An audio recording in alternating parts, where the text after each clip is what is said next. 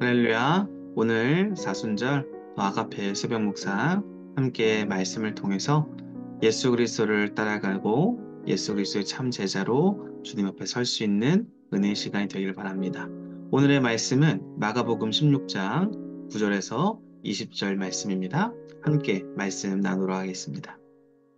예수께서 안식 후 첫날 이른 아침에 살아나신 후 전에 일곱 귀신을 쫓아내어 주신 막달라 마리아에게 먼저 보이시나니 마리아가 가서 예수와 함께 하던 사람이 슬퍼하며 울고 있는 중에 이 일을 알림해 그들은 예수께서 살아나셨다는 것과 마리아에게 보이셨다는 것을 듣고도 믿지 아니하리라. 그 후에 그들 중 두 사람이 걸어서 시골로 갈 때에 예수께서 다른 모양으로 그들에게 나타나시니 두 사람이 가서 남은 제자들에게 알리되 역시 믿지 아니하리라. 그 후에 11 제자가 음식 먹을 때에 예수께서 그들에게 나타나사 그들의 믿음 없는 것과 마음이 완악한 것을 꾸짖으시니 이는 자기가 살아난 것을 본 자들의 말을 믿지 아니함이로라.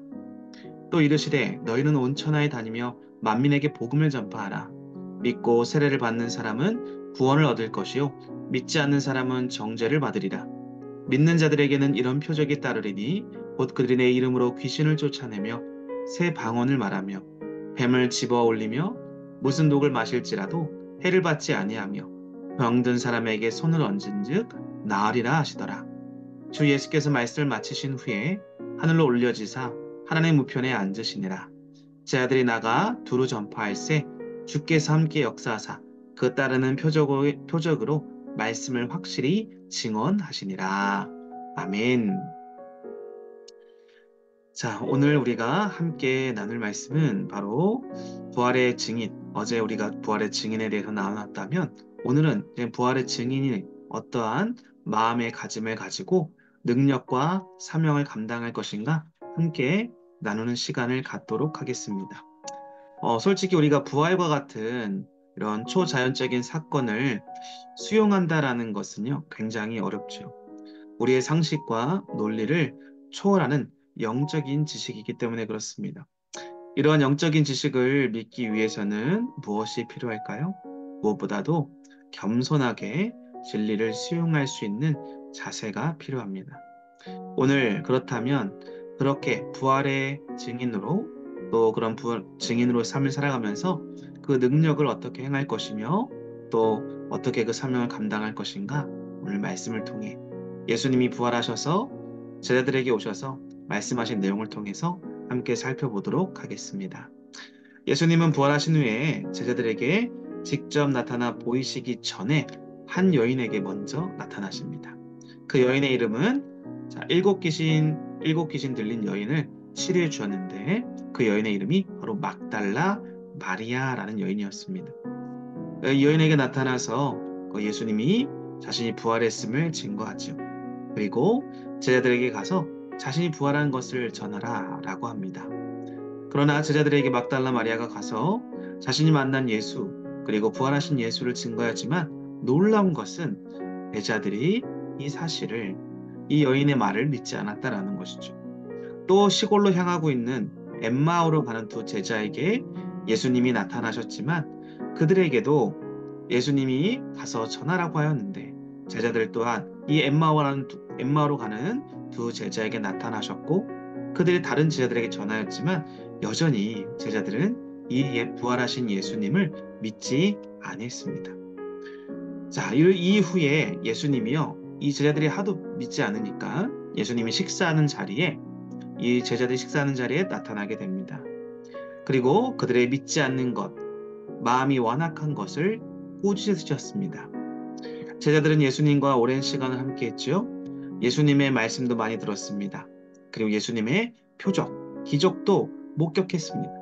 하지만 막상 예수님의 부활의 소식을 들었지만, 그리고 그 증인들을 보았지만, 그들은 믿지 않았습니다.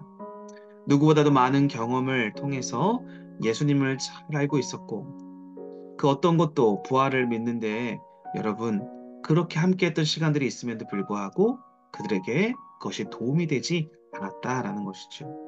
왜 그러면 제자들이 막달라 마리아와 엠마오로 가는 두 제자의 예수님의 그 부활하신 몸을 봤음에도 증거하고 들었음에도 불구하고 그들은 믿지 않았을까요? 그 이유는 제자들의 마음에 바로 어린아이와 같은 순수하고 겸손한 마음이 없었기 때문이다라는 것이지요. 그래서 예수님은 그들의 믿음 없음, 완악함, 순수하지 못했던 그러한 마음을 꾸짖으셨다라는 것입니다. 여러분, 우리에게도 무엇보다도 필요한 것은 무엇일까요?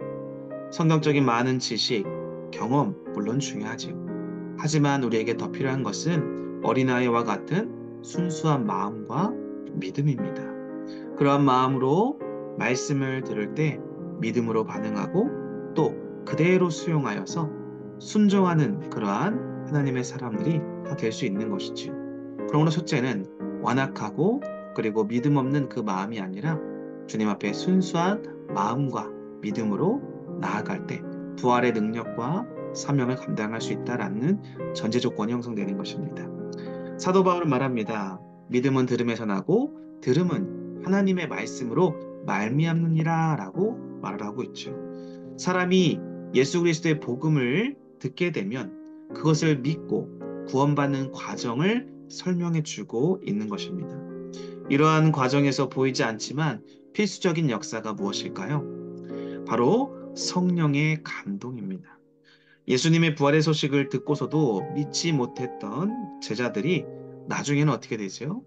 복음을 전하는 사명을 감당하면서 심지어 죽음을 무릅쓰고 순교의 자리까지 나아갈 수 있게 됩니다. 그 비결은 무엇일까요? 순수한 마음으로, 그리고 믿음으로, 그리고 마지막은 바로 성령의 감동에 의해서 그들이 그 사명을 순교하기까지 감당했다라는 것입니다. 예수님이 승천하시기 전에 제자들에게 부탁하신 게 있습니다. 예루살렘에 머물러 있으라. 그리고 너희들이 성령을 내가 보낼 테니까 성령을 선물로 받으라 라고 말씀하셨습니다. 왜 예수님은 부활하신 이후에 제자들에게 보이셨고 그들과 식사하셨고 명령하셨으면 바로 보내도 되는데 왜 예루살렘 성에 머물러서 성령을 받으라고 말씀하셨을까요?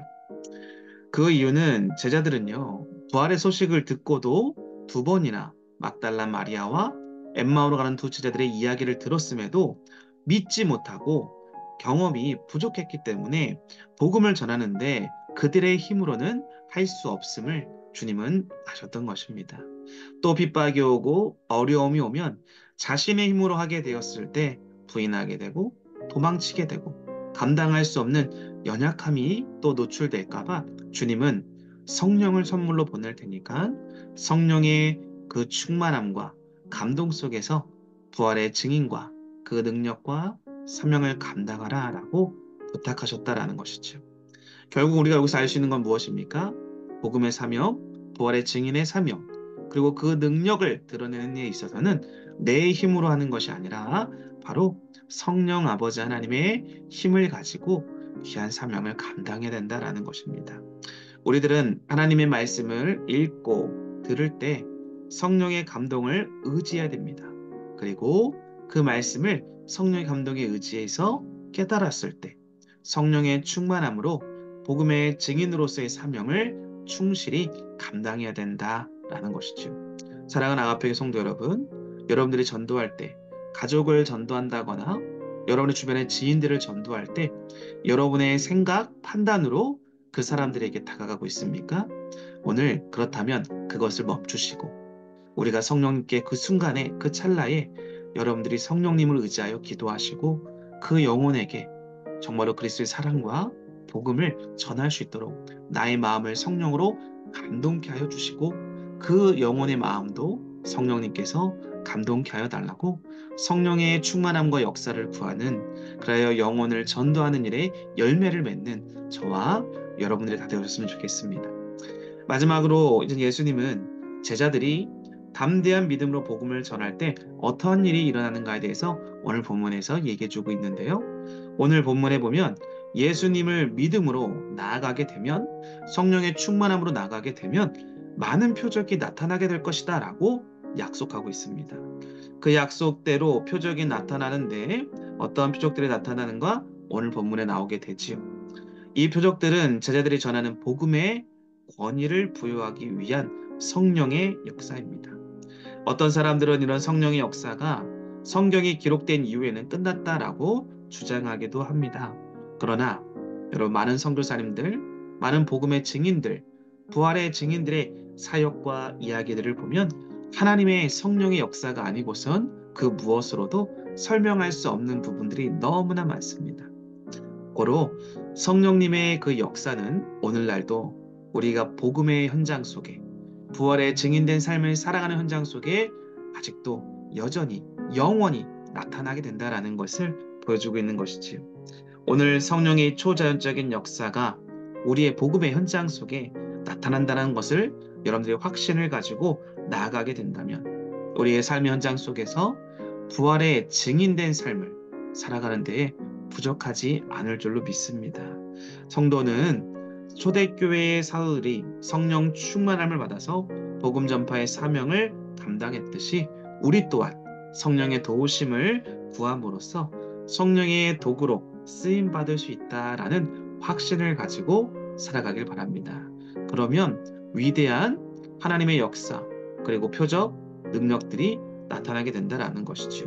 귀신을 쫓아내고 병든 자를 치유하고 그리고 주님께서 일하는 우리가 기대할 수 없는 너무나 놀라운 상상을 초월한 성령의 역사가 나타나게 된다라는 것. 저는 우리 아가페 성도님들이 정말 복음의 현장 속에, 전도의 현장 속에, 그리스도의 삶의 영향력을 드러내는 현장 속에 이러한 표적과 기적이 나타나게 되어지기를 간절히 기도하고 소망합니다. 사랑하는 아가페 성도 여러분, 우리가 무엇으로 부활의 능력과 사명을 감당할 수 있느냐? 오늘 세 가지의 요소들을 가슴속 깊숙이 새길 수 있기를 바랍니다. 완악함이 없는 순수한 마음, 그래요 성령 충만한 마음, 표적이 따르는 믿음의 능력을 가지고 성령님의 충만함 속에서 귀한 부활의 능력과 사명을 감당하여서 주님 앞에 섰을 때 정말로 칭찬받고 주님의 품에 뜨겁게 안길 수 있는 사명을 감당하는 저와 여러분들이 되어줄 수 있기를 주님의 이름으로 간절히 기도하고 축복합니다. 기도하겠습니다. 하나님 감사합니다. 오늘 우리들에게 주님께서 부활의 증인으로서 부활의 능력과 사명을 어떻게 감당할 것인가, 어떤 마음을 가지고 살 것인가에 대해서 우리들에게 보여주셨습니다.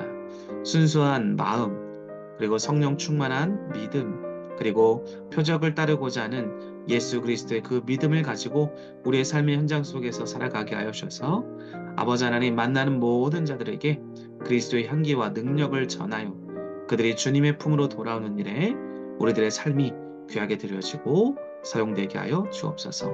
오늘 하루도 우리의 직장에서, 가정에서, 일터에서 그러한 능력과 그런 사명을 감당하는 복된 하루가 되게 하여 주옵소서.